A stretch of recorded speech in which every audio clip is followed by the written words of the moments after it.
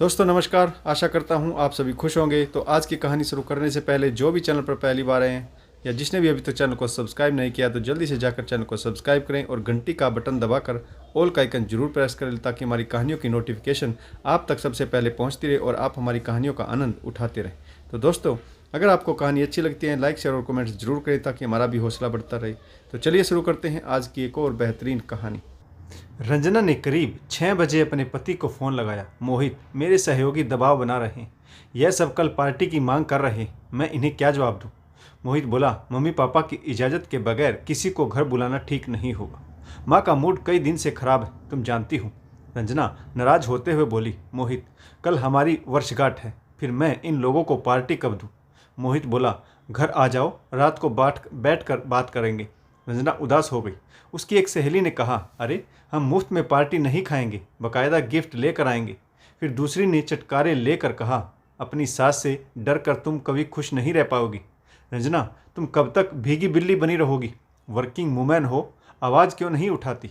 Colleagues ने ऐसा कहा तो रंजना जोश में आ गई और वह बोली, तुम सब मेरा सिर खाना बंद करो और मेरी बात सुनो। कल रात 8 बजे तुम सब डिनर के लिए आमंत्रित हो और हाँ, कोई भी गिफ्ट घर पर भूल कर मत आना। रंजना की इस घोषणा पर सब ने तालियां बजाकर विजय घोष का बिगुल बजा दिया।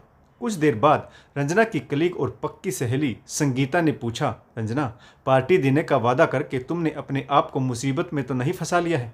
वह बोली, अब जो होगा देखा जाएगा। संगीता ने कहा, देखो, अगर टेंशन ज़्यादा बढ़ने लगे तो मुझे फ़ोन कर देना, मैं सबको पार्टी कैंसिल होने की खबर दे दूंगी। कल के दिन तुम रोना धोना बिल्कुल भी नहीं, प्लीज़ अपना मूड खराब मत करना।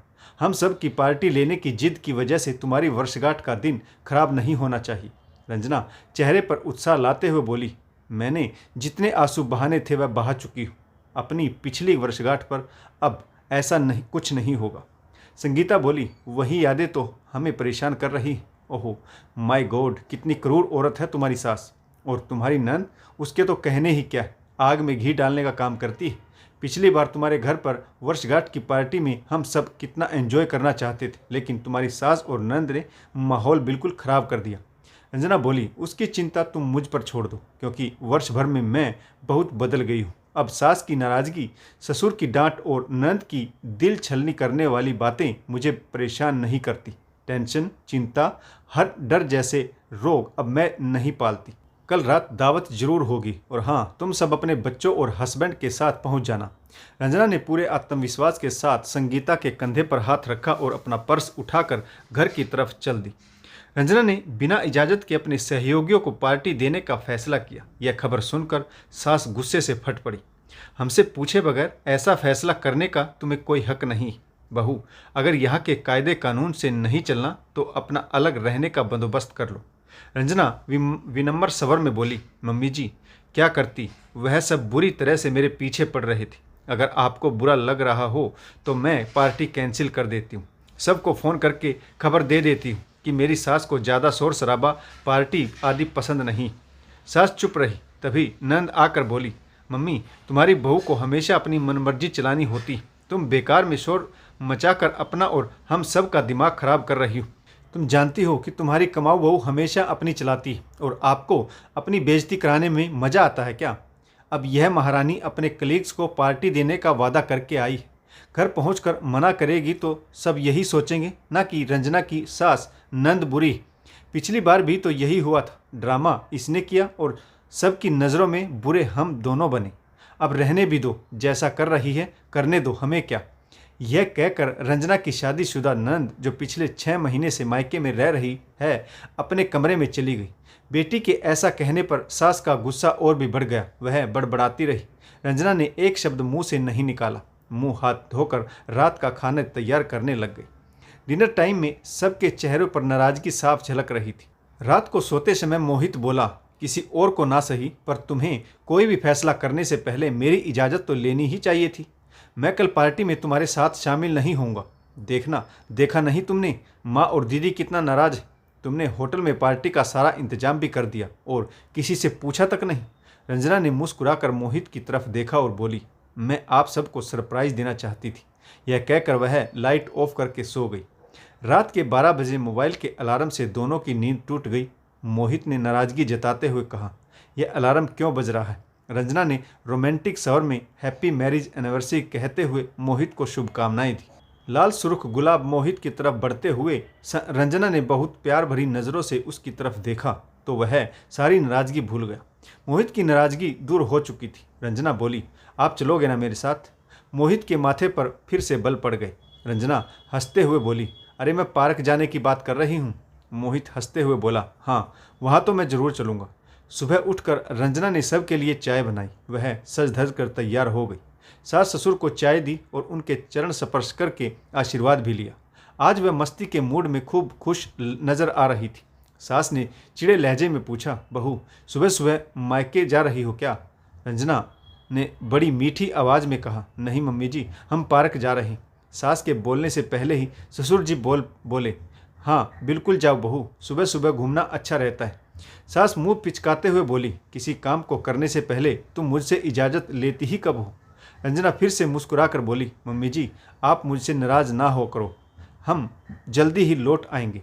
वह मोहित के साथ पार्क गई, जहाँ दोनों ने सुबह की ठंडी हवा के झोंके के साथ यादें ताज़ा की। इसके बाद मोहित स्वयं उसे आलू कचौरी का नाश्ता कराने फेमस हलवाई की दुकान पर ले गए। दोनों को वापस आने में करीब 2 घंटे लग गए। सबके लिए आलू कचौरी का नाश्ता पैक करा कर ले आए, लेकिन यह बात सास और नंद को नागवार गुजरी। दोनों ने मुंह फुला लिया। ससुर जी अपनी पत्नी और बेटी के व्यवहार से नाखुश थे। यह साफ दिखाई दे रहा था, परंतु वह चुप रहे, क्योंकि अगर वह बहू के पक्ष में एक शब्द भी बोलते तो माँ बेटी उसे आड़े हाथों लेती। इसलिए ससुर जी भी आज का दिन किसी भी कीमत पर खराब नहीं करना चाहते थे। वह चुप ही रहे। सजी धजी रंजना दोपहर का खाना तैयार करने लगी। नंद चिढ़कर बोली, कपड़े तो बदल लो, कितनी महंगी साड़ी, दाग धब्बे लग जाएंगे, तुम्हें इसकी जरा भी चिंता नहीं? रंजना खुश होकर बोली, दीदी ऐसी छोटी मोटी बातों पर फिक्र करना अब मैंने छोड़ दिया है। आज आपके भैया ने मेरी सुंदरता की इतनी ज़्यादा प्रशंसा की कि अब तो दिल करता है कि मैं रोज़ ऐसे ही सज धज कर खाना बनाऊं। नंद ने व्यंग किया, इतने महंगे कपड़ों में कोई बुद्धिहीन ही रसोई में काम करता है। रंजना ने इस बात का बुरा नहीं माना और वह हंसकर बोली, दीदी मैं बुद्धिहीन नहीं, बस आपके भाई के प्रेम में पागल हूँ। नंद जल भुन गई और तुरंत ही रसोई से बाहर चली गई। रंजना ने कढ़ाई पनीर बाहर से ऑर्डर किया और बाकी खाना घर पर तैयार किया। खाना देखकर सास ने फिर से नाराजगी जाहिर की। आजकल की लड़कियों को फिजूल खर्च करने की बहुत गंदी आदत है। मोहित ने उपहार में रंजना को साड़ी, बहन को कीमती सूट, माँ को सूती साड़ी और बाबूजी को स्वेटर दिए। सब ने मोहित को गिफ्ट दिए।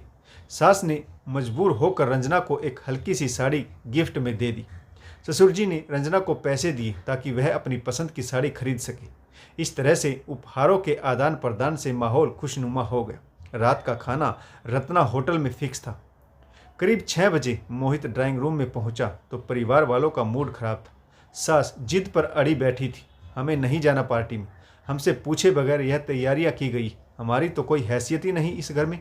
नंद ने चुभते शब्दों में कहा, मोहित कितना अच्छा होता कि हम इस फिजूल खर्ची की बजाय घर में ही एक छोटी सी पार्टी रखते और अपने करीबी रिश्तेदारों को भी इनवाइट करते, परंतु भाभी ने तो किसी से पूछा ही नहीं। मोहित अच्छे से जानता था कि पिछली बार क्या हुआ था, इसीलिए वह चुप ही रहा। सास ने चुभते शब्दों में फैसला सुना दिया, हम में से कोई पार्टी में नहीं जाएगा। हमारी इजाज़त बगैर तुम्हें जाना है तो तुम अपनी हठीली पत्नी के साथ कहीं भी जा सकते हो। माहौल बिगड़ते देख रंजना बोली, अगर आप सब पार्टी में नहीं जाएंगे तो कोई भी नहीं जाएगा। यह सुनकर ससुर जी भड़क गए और बोले, हमेशा तुम सब अपनी ही चलाते हो। क्या हुआ जो बहू ने हमसे पूछे बगैर पार्टी रख ली? अब अंतिम समय में पार्टी कैंसिल करने का क्या तुक बनता है? ऐसे तो हमारे ही घर और ख़ानदान की बेइज्जती होगी। बहू के ऑफिस में इसके कलीग्स मजाक उड़ाएंगे, आखिर में जग हंसाई होगी हमारी ही ना। अगर कोई पार्टी में नहीं गया तो मैं 2 दिन तक खाना नहीं खाऊंगा। मजबूरी में सास और नंद पार्टी में जाने के लिए तैयार होने लगी। ठीक 8 बजे सब रत्ना होटल में पहुंच गए। रंजना की करीबी सहेली यह देखकर बहुत खुश थी कि सब कुछ बहुत अच्छे से मैनेज था। वह हंसते हुए रंजना से बोली, यह चमत्कार कैसे हुआ? 1 वर्ष में इतना बदलाव? पिछली साल तो तुम अपने ससुराल वालों के कठोर व्यवहार की वजह से कितना रोई थी और आज यह सब तैयार होकर तुम्हारे साथ खड़े हैं। भला यह चमत्कार कैसे हुआ? रंजना हंसते हुए बोली, इसमें एक बहुत बड़ा राज है। पिछली बार मैं सारी रात रोई थी, लेकिन किसी को कोई फर्क नहीं पड़ा। आंसू बहाते हुए मुझे एक बात समझ में आई कि मुझे परेशान देखकर मेरी सास और नंद की आंखों में अजीब सी संतुष्टि के भाव थे। बस तभी से मैं समझ गई कि जो लोग मुझे रुलाकर खुश होते हैं, मैं आइंदा उन्हें कोई मौका नहीं दूंगी। अपने मन को हमेशा अच्छा रखूंगी और मैंने फैसला कर लिया कि मैं लोगों के कहे अनुसार नहीं चलूंगी। अपनी खुशियों और मन की शांति को कभी नष्ट नहीं होने दूंगी। मैंने अपने से जुड़े लोगों को दो श्रेणियों में बांट लिया। एक वह जो मुझे सुखी और प्रसन्न देखकर खुश होते हैं, और दूसरे वे जो मुझे आहत करके सुकून महसूस करते हैं। अब मैं उन लोगों से बिल्कुल नहीं उलझती। मेरी सास और नंद न जाने कितनी कोशिशें करती मुझे परेशान दुखी करने के लिए, तिकड़मबाजी करती, लेकिन मैं बचकर निकल जाती हूँ। हर बात का जवाब हंस कर देती हूँ। जो कहना हो कहती हूँ, जो बात सही लगे मानती हूँ, वरना अपने मन की करती हूँ। घरेलू झगड़े में मैं अब अपने पति को नहीं घसीटती। पहले मैं मोहित से रूठकर कई दिनों तक बात भी नहीं करती थी, परंतु अब मैं उन्हें नाराज होने का मौका ही नहीं देती।